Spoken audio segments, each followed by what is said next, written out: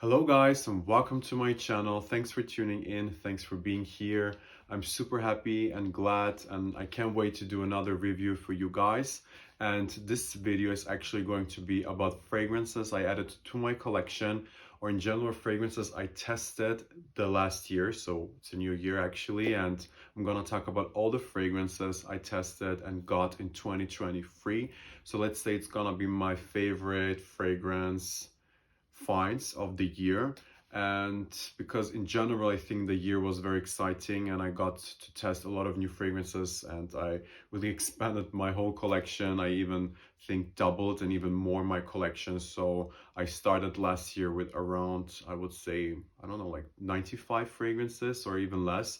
Now I have over 150. I haven't been counting lately, so I really expanded my collection, and I'm super happy and grateful for every fragrance I have, because I really try to keep on wearing them. So it's not really about only buying them and then just letting them somewhere on the shelf. I really want to have an experience with every single fragrance I have in my collection.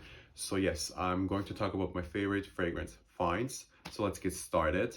The first fragrance I'm going to talk about is actually one of the latest fragrances I added to my collection, which is Oud Satin Mood.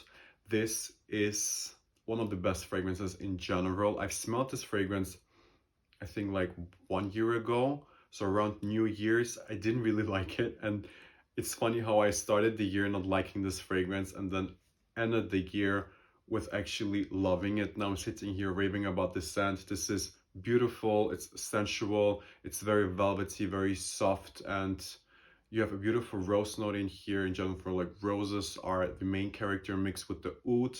It's very velvety, it's definitely unisex, a little bit more masculine leaning, but honestly it's just such a nice and stunning scent. This got me a lot of compliments every time when I wear this actually, and I didn't really expect that because I know that this is a little bit of a tricky scent and generally like oud fragrances, but I think it's such a very well mixed and very well blended fragrance, and people just love it and I love it honestly. So one of the best fragrances I actually discovered last year. Then the next one is another hype beast, and I think got a lot of hype in general the last year, which is Gris Charnel by BDK. This is such a nice and stunning spicy chai latte kind of scent. It's a tea fragrance, you know, it's very soft. You have the cardamom in here, it's very creamy, and generally speaking I think this is an amazing signature scent, perfect for every day. You know, haven't been wearing this in the summer, but I think in general you can always wear it and people are gonna really love it. This is also a big compliment getter as well. Unisex, I don't really think this is masculine leaning or feminine leaning. It's just such a nice and stunning scent. So then the next one, this one here is Dusk by the Apres collection, and in my opinion I think this is the fragrance I get the most nostalgic when I smell it, because I've been wearing it a lot, especially in the summertime. So every time when I smell it, it just reminds me instantly of summer. This is a dupe for Layton by Parfums de Marly, an amazing dupe. Smells literally like Layton, just 10 times better because they reformulated it. I feel like that. This smells like Layton, how Layton used to smell like years ago. And it's so long lasting. It's really a beast mode fragrance. It's very dense, you know, like when you spray it, it's really like you spray syrup, like the ultimate essence of Layton, you know. So very strong, very potent, leaves an amazing sillage. You have that apple, lavender, and jasmine. Just in general, the whole combination of this notes is really stunning, and I love just smelling it in general. I don't really wear it often lately because I have so many new fragrances, but every time when I smell it I just get super nostalgic, and I love that feeling because of course you kind of associate fragrances with emotions, and you know, it's a very nice thing to have in general. And sometimes you just pass by the perfumes you have and you smell it and you just get hit by the emotions and the memories in general. So then the next fragrance I'm going to talk about is this here. This is also one of the latest fragrances, one of the latest fragrances I added to my collection, which is Guidance by Amouage. And I've never talked about that fragrance on my channel yet, but this really is so stunning. I remember smelling it once in the summer because my ex-colleague, she had this fragrance on herself and I was like, oh, this is nice. And then like 2 months ago, a client that came in our store, she had it on herself and I was like, wow, this really just took my breath away. I was so stunned. I was like literally gagged, shocked, and so overwhelmed in the best way possible, because the sillage this has is so like sensual, so like mystical. On the one side, it's very much a fragrance that's kind of familiar, you know, it's very cozy, very comforting. On the other hand, it smells so unique. I do have to say this is not a safe blind buy. It's definitely not really a people pleaser. I think this is very polarizing, and I love polarizing fragrances because I just like everything that is unique and eccentric and different. Especially the opening is just very unique in my personal opinion. But after 10 minutes, the whole magic starts. And every time when I wear it, I just cannot stop like being overwhelmed. There's something about that scent that just really just hits me, and I love it. I love that feeling. I love to wear this fragrance. This is a big compliment getter. It's unisex, and I personally feel like it's a little bit feminine leaning. I do see this fragrance more on a woman, but honestly, as I always say, and I'm not gonna change that, fragrances have no gender. You can wear whatever you want to wear. It just needs to be authentic. So what we have here is a beautiful, interesting mixture of incense and pear and hazelnut. So it's very nutty. It's like when you just warm hazelnuts like in the oven. I don't know if you've ever smelled that or done that, but my mother actually, she does that. And then you have a very specific smell. You like just pure like the hazelnuts, but also kind of smoky, and then you in general have that incense and that fruity pear. So very beautiful, very unique notes, and I think this is a masterpiece, honestly. Like the opening, not the best thing, but after 10 minutes, it's a 10 out of 10, and I just love the scent so much, and I'm super happy that I have it in my collection now. Then we have number 4, Apres Amour by Thomas Kosmala, and this is such a stunning scent. I blind bought this fragrance and I fell in love instantly. I didn't really know what to expect, you know, because from the notes and also from the reviews, many people say this is very similar to Barrois Rouge. I think they're in the same family, but this one is spicier, warmer, and more ambery, and it has like a very just lemony, zesty opening. Stunning, really beautiful, and I love to layer this fragrance. I generally like scent profiles that are very like ambery, and fragrances that have that zesty and fruity opening in general, or fruity in general. And I love saffron. Every saffron fragrance I smell, I kind of like only because there's saffron in it. Then we have another fragrance, and these are actually 2 fragrances, but they are very similar. The one is Ganymede, the other one Bois Imperial, made by the same perfumer, which is Quentin Bisch, and I love Quentin Bisch. Like the fragrances he makes, I have a lot of fragrances he made. They're all stunning, all amazing, and something about the fragrances from Quentin Bisch is that the sillages they have are so unique. I don't know, like only by the sillage, the way you smell it in the air, not on the skin, is something like only his fragrances have. And it's like his unique selling proposition. It's like something very unique, and I just love that. And so they're very similar. The opening is very different. This one is like more metallic. This one is more like zesty and lemony because you have the mandarin in here.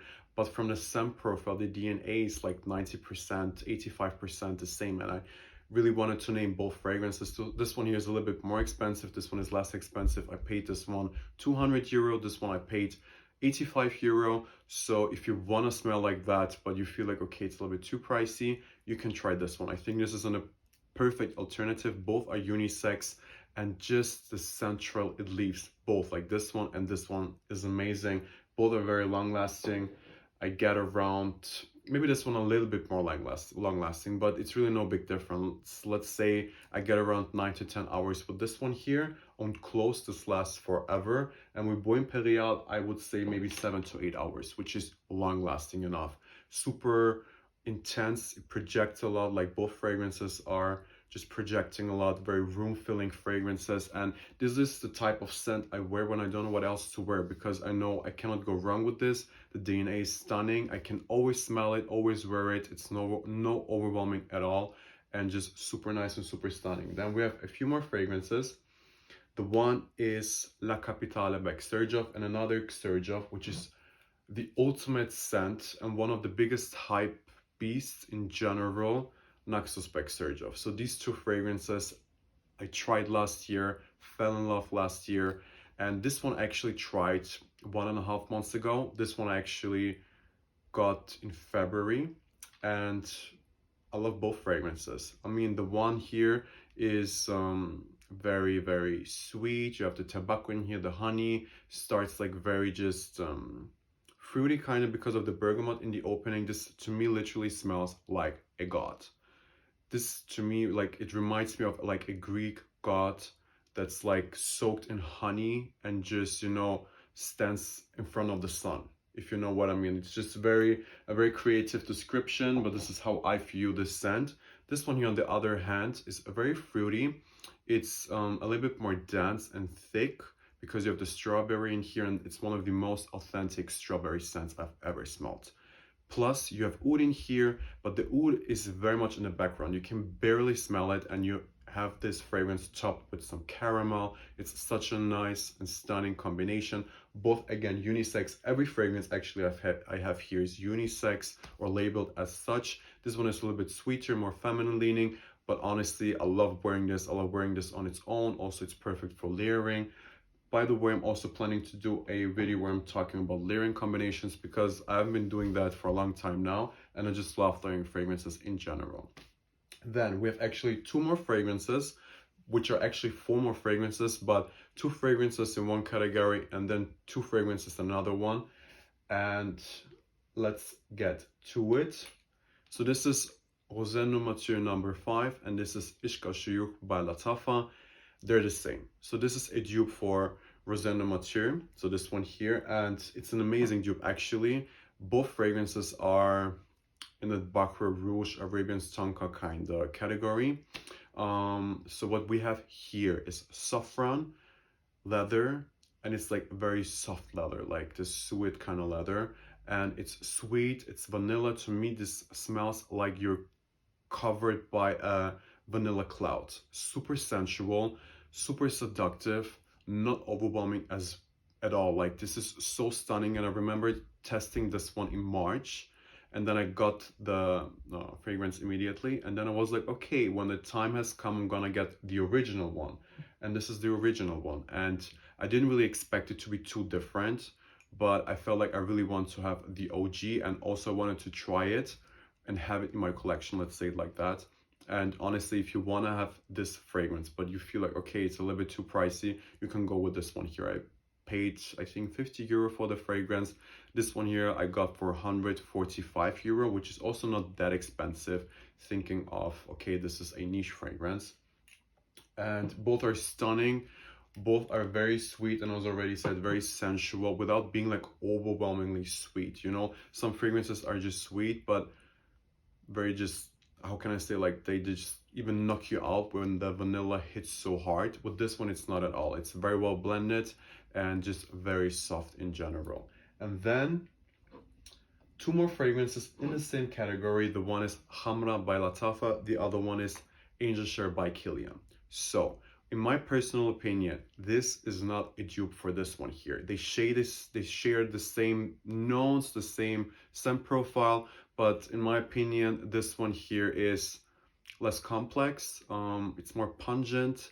It's on the sweeter side. This one here is on the more spicier side, and I think in general it has more depth and more complexity when it comes to the scent. So both to me smell like an apple pie, just that Angel Share has like that booziness and it's spicier, and then on the other hand Khamrah is sweeter and less complex, which is not bad. I mean, for the price, it's doing an amazing job. I paid, I think, 35 euro. This is my second bottle. It is stunning. I even love to layer these two fragrances. Not that you need to. I think this is stunning on its own. This is stunning on its own, but why not? Because you can layer it, you can just intensify all the notes. And as I already said, they share a lot of similarities, but the one is definitely not a dupe for the other one. So you can have both in your collection. So this is actually the video because I really tried to keep it as short as possible, and I hope I did. These are the fragrances I really fell in love the most last year fragrances I got myself, and I'm super happy to have. These are the fragrances that are also somehow, nearly all of them are like in the top 10, but I don't want to like do a review or video in general. I cannot really just stick to one top 10 list. There's always another fragrance I have in my mind or need to wear, need to just try, or like I'm planning to try. So this is why I don't really want to stick to the top 10 list, but this is my top 10 list for 2023 of the fragrances I added to my collection. And I hope you enjoyed the video. I would love to know which fragrances you tried, which fragrances you fell in love, where you feel like, okay, this is my best perfume I tried 2023. Comment down below. In general, I would really appreciate if you liked the video. Comment down below, tell me your thoughts, and don't forget to subscribe, and I'm looking forward to see you for another review. Thank you.